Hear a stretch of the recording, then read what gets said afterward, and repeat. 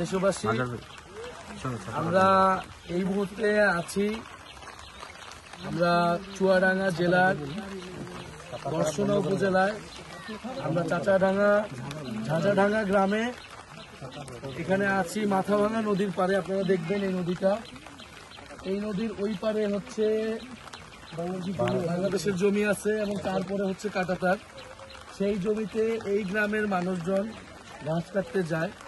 এরকমই একজন গিয়েছিলেন আমাদের ইব্রাহিম ভাই, এই গ্রামের সন্তান, এবং উনি যখন সেইখানে ঘাস কাটতে গিয়েছেন তখন বিএসএফ গুলি করে তার পায়ে এবং তাকে তুলে নিয়ে যায়।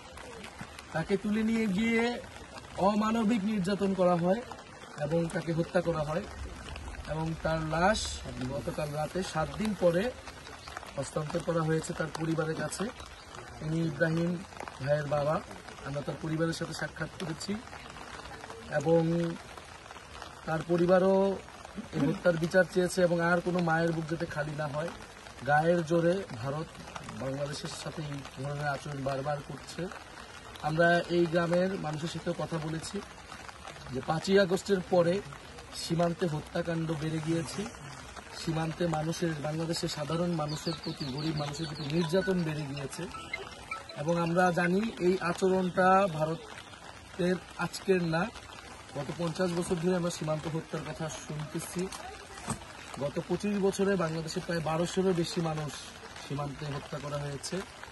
তাদেরকে নানা ট্যাগ দিয়ে হত্যা করা হয়, গরু চোরাচালানকারী, মানুষ পাচারকারী, এরকম নানা হত্যা। কিন্তু আপনারা ইব্রাহিম ভাইয়ের ঘটনা জানেন, এরকম শত শত মানুষের ঘটনা, ফেলানির ঘটনা আমরা জানি, মর্মান্তিক ঘটনা।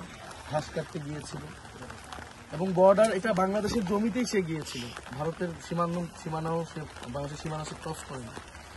তারপরে এই ধরনের হত্যাকাণ্ডগুলো হচ্ছে এবং এটা বাংলাদেশের স্বাধীনতা, সার্বভৌমত্ব, আঞ্চলিক অখণ্ডতা এবং মানবিক মর্যাদার প্রতি হস্তক্ষেপ, অমর্যাদা করা হয়েছে, বাংলাদেশকে করা হচ্ছে। বাংলাদেশের মানুষকে ভারত সরকার বিএসএফ মানুষ হিসেবে দেখেন।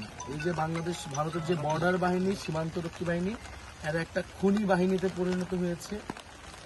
এটা কোনো সীমান্ত রক্ষা বাহিনী হইতে পারে না। এটা মানুষ খুন করাই যেন তাদের নিত্য নৈমিত্তিক কাজ।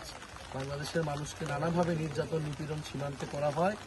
আমরা জুলাই পদযাত্রায় আজকে এটা প্রত্যক্ষ করলাম এবং আমরা এই গ্রামের মানুষদেরকেও বলেছি, সারা দেশের মানুষকেও বলছি, সীমান্ত হত্যা নিয়ে আমাদেরকে সরব হতে হবে, আমাদেরকে কথা বলতে হবে। কোনোভাবেই সীমান্তে কোনো একটা গুলি চালাতে পারবে না বিএসএফ।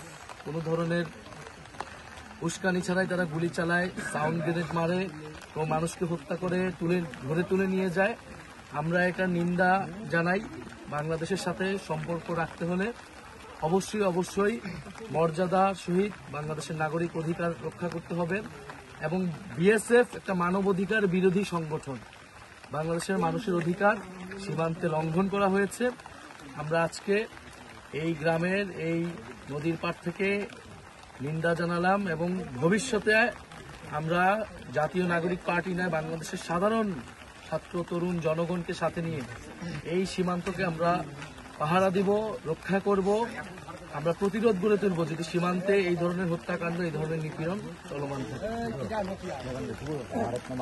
ভারত না বাংলাদেশ, দিল্লি না ঢাকা, দিল্লি না ঢাকা, দিল্লি না ঢাকা, সীমান্তে আগ্রাসন চলবে না, সীমান্তে আগ্রাসন চলবে না, সীমান্তে আগ্রাসন চলবে না, সীমান্তে আগ্রাসন চলবে না, সীমান্তে মানুষ হত্যা চলবে না, সীমান্তে মানুষ হত্যা চলবে না, দিল্লি না ঢাকা, দিল্লি না ঢাকা, ভারত না বাংলাদেশ, ভারতের দালালেরা হুঁশিয়ার সাবধান, দিল্লির দালালেরা হুঁশিয়ার সাবধান, মোদের দালালেরা হুঁশিয়ার সাবধান। গোলামি না আজাদি, গোলামি না আজাদি, দিল্লি না ঢাকা,